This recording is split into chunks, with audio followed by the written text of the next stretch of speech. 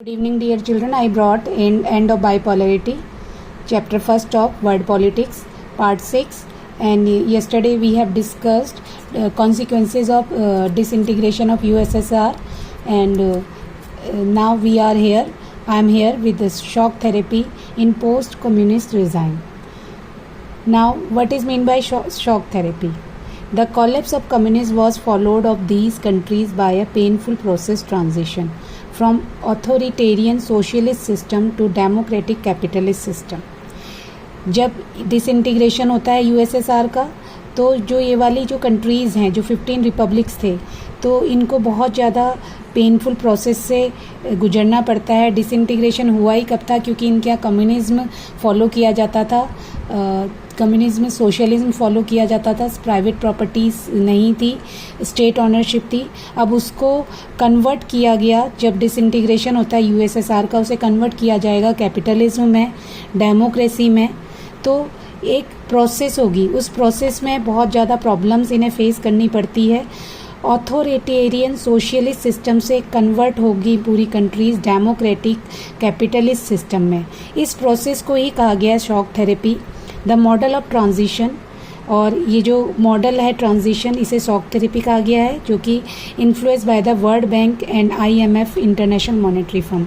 और ये इन्फ्लुएंस किससे होता है? ये पॉलिसी लेकर कौन आते हैं? ये शॉक थेरेपी लेकर इंट्रोड्यूस कौन करता है? वर्ल्ड बैंक और इंटरनेशनल मॉनेटरी फंड, जिसका कि हेडक्वार्टर USA में है. Affected the countries Russia, central Asia, east Europe. सारी की सारी वो सभी कंट्रीज़ थी जो USSR के मेंबर कंट्रीज़ थी. Shock therapy varied in intensity and speed.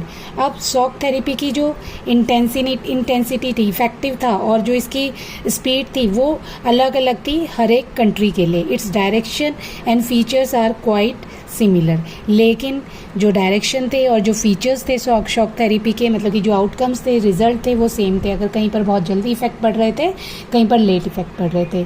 बच्चों, पहले तो आपको मीनिंग क्लियर होना चाहिए शॉक थेरेपी का.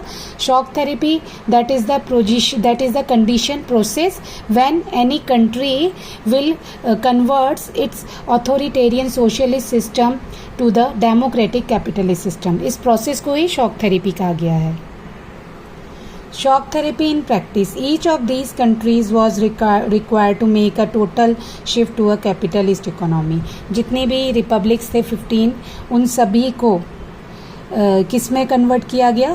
कैपिटलिस्ट इकोनॉमी में कन्वर्ट किया गया. Which mean routing out completely any structure evolve during the Soviet period. Soviet period का जितना भी सिस्टम था, उस सबको रूट आउट कर दिया गया, जड़ से उखाड़ दिया गया. It means that private ownership was to be dominant pattern of ownership of property. अब प्राइवेट ऑनरशिप होगी, जो ऑनरशिप होगी प्रॉपर्टी की, वो प्राइवेट ऑनरशिप होगी, जो कि कम्युनिस्ट सिस्टम में नहीं था. कम्युनिस्ट सिस्टम में सारी की सारी प्रॉपर्टी सब गवर्नमेंट की थी. और अगर किसी के पास कम्युनिस्ट सिस्टम से पहले, USSR के फॉर्म होने से पहले अगर जो प्राइवेट प्रॉपर्टीज़ भी थी, तो उसे इंटीग्रेट करके स्टेट के कंट्रोल में ले लिया गया था. तो यहाँ से अब देखिए, अगर ये प्रोसेस बहुत सही था, हम कंपेयर करेंगे इसका इंडिया से, क्योंकि इंडिया में भी 1990s में LPG इंट्रोड्यूस किया था, लेकिन पूरी पॉलिसीज़ और प्लानिंग के साथ किया गया था. लेकिन यहाँ पर ऑल ऑफ सडन ये कंडीशंस प्रैक्टिस अप्लाई की गई, तो इस वजह से ये कंट्रीज़ इसे हैंडल नहीं कर पाए, समझ नहीं पाए. Privatisation of state assets and corporate ownership pattern were to be immediately brought in. अब स्टेट एसेट्स और कॉरपोरेट ऑनरशिप का जो पैटर्न था, उसे इमीडिएटली एकदम से चलन में लाया गया, ट्रेंड में लाया गया. Collective farms were to be replaced by private farming and capitalism in agriculture. अब जो कलेक्टिव फार्म्स थे, ये 1980s में USSR में कलेक्टिव फार्मिंग की गई थी, उसको रिप्लेस किया गया किससे? प्राइवेट फार्मिंग से, और capitalism in agriculture. This transition ruled out any alternation on third way other than state control socialism और कैपिटलिज्म. अब इस ट्रांजिशन को रूल किया गया, कंट्रोल किया गया अल्टरनेटिव मेथड से. न तो इसमें स्टेट कंट्रोल रहेगा, या कैपिटलिज्म रहेगा, या कोई थर्ड मेथड रहेगा, मतलब कि स्टेट कंट्रोल सोशलिज्म नहीं रहेगा. Shock therapy also involve a drastic change in the external orientation of these economies.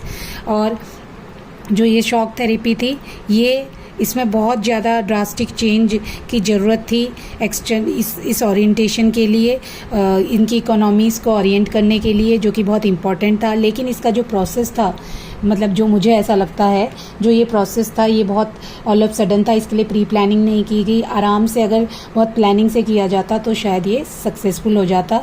इसको मैं कंपेयर करूँगी partition of India and Pakistan also, क्योंकि इंडिया जब हमने चैप्टर पढ़ा था तो हमने वो कंडीशन पढ़ी थी, तो वो सक्सेसफुल नहीं रहा। बहुत वर्स्ट एक्सपीरियंस था उसका इंडिया के लिए, क्योंकि उसमें भी प्लानिंग नहीं थी। तो यहाँ पर भी शॉक थेरेपी में जब इन्होंने इन्वॉल्व करा तो इसमें प्लानिंग नहीं थी, इसलिए शॉक थेरेपी फेल हो जाती है। अब now how shock therapy was applied. Development was now envisaged through more trade, and the sudden and complete switch to free trade was considered essential. अब जो ये प्लानर थे, IMF है, इंटरनेशनल मॉनेटरी फंड है, वर्ल्ड बैंक है, they have tried और they have thought that this ये जो शॉक थेरेपी का जो प्रोसेस है, इससे अचानक से और पूरी तरह से जो फ्री ट्रेड है और जो एसेंशियल कंडीशंस हैं वो अप्लाई हो जाएंगी इन कंट्रीज़ में, जो ये USSR की जो फ्री रिपब्लिक्स थे। The free trade regime and foreign direct investment were to be the main engine of change. अब अभी तक जब ये USSR के कंट्रोल में थे, USSR की ऑर्गेनाइजेशंस थी, तो ये आपस में तो ट्रेड कर सकते थे, लेकिन इन्हें बाहर किसी कंट्री से ट्रेड करना अलाउड नहीं था। लेकिन अब जब ये शॉक थेरेपी है, इसका जो मेन इंजन है वो क्या होगा, फॉरेन डायरेक्ट इन्वेस्टमेंट। कि ये तो एक तो फ्री ट्रेड करेंगे दूसरी कंट्रीज़ के साथ भी, दूसरी पॉलिसीज़ अडॉप्ट करेंगे, फ्री ट्रेड वाली टैरिफ्स अप्लाई करेंगे। दूसरा, दूसरे कंट्री इन कंट्रीज़ में आकर के इन्वेस्टमेंट कर सकते हैं, ये कंट्रीज़ दूसरी कंट्री में जाकर के इन्वेस्टमेंट कर सकते हैं। तो यही इनके मेन इंजन होंगे। This also involve openness to foreign investment, financial opening up और deregulation and currency convertibility. अब इसमें क्या क्या चीज़ें इन्वॉल्व होंगी, फॉरेन इन्वेस्टमेंट इन्वॉल्व होगा जो कि पहले क्लोज था, फाइनेंशियल ओपनिंग अप होगी और करेंसी कन्वर्टेबिलिटी को इजी कर दिया जाएगा। Shock therapy means breakup of existing alliance and other countries of the Soviet block. यहाँ पर शॉक थेरेपी का एक मीनिंग और आता है कि जो सोवियत ब्लॉक के जितने भी कंट्रीज़ थी, जो USSR का जो अपना जो रिलेशन था उसको ब्रेक करके दूसरी कंट्रीज़ के साथ उनके रिलेशन को इस्टेब्लिश करना, यही सोवियत शॉक थेरेपी का मीनिंग है। Each state from this block was now linked directly to the west, not to each other in this region. अब एवरी स्टेट होगा जो इस ब्लॉक का, वो वेस्ट के साथ डायरेक्टली लिंक होगा compare to each other.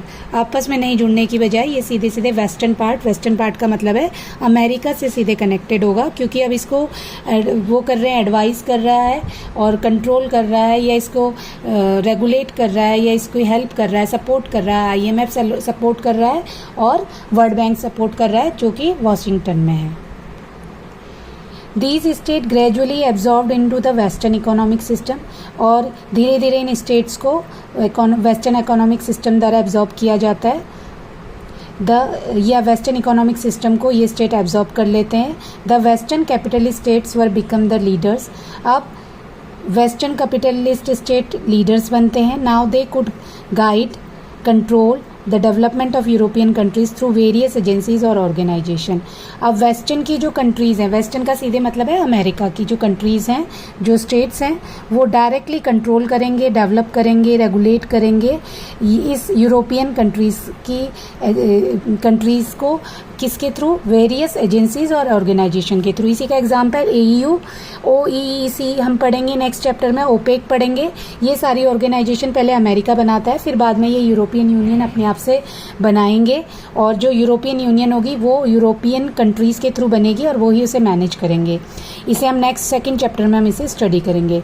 What was the objective of shock therapy. अब शॉक थेरेपी के ऑब्जेक्टिव क्या थे। The shock therapy administrated in the 1990 did not lead the people into the promised utopia of mass consumption। अब जो shock therapy थी जो 1990 में administrate होती है, वो सीधे सीधे लोगों को किसी यूटोपिया मीन्स होता है किसी फेयरी टेल में नहीं लेकर जाती है, पूरी मास कंजप्शन की फेरी टेल से नहीं लेकर जाती है. It brought ruin to the economies and political crisis for the people of entire region. ऊपर से कोई फ़ायदा ना हो करके पूरा का पूरा जो रीजन होता है यूएसएसआर की, जो एग्जिस्टिंग यूएसएसआर की कंट्रीज़ होती हैं, उन सब में पॉलिटिकल क्राइसिस होते हैं. लॉस हो जाता है पूरे के पूरे रीजन को, तो रीजन को पूरे के पूरे एरिया को लॉस सफ़र करना पड़ता है. तो ये शॉक थेरेपी के आउटकम्स हैं. अभी शॉक थेरेपी कंटिन्यू करेंगे नेक्स्ट टॉपिक्स में भी. आई होप आपको ये टॉपिक समझ आया होगा. Thank you for watching.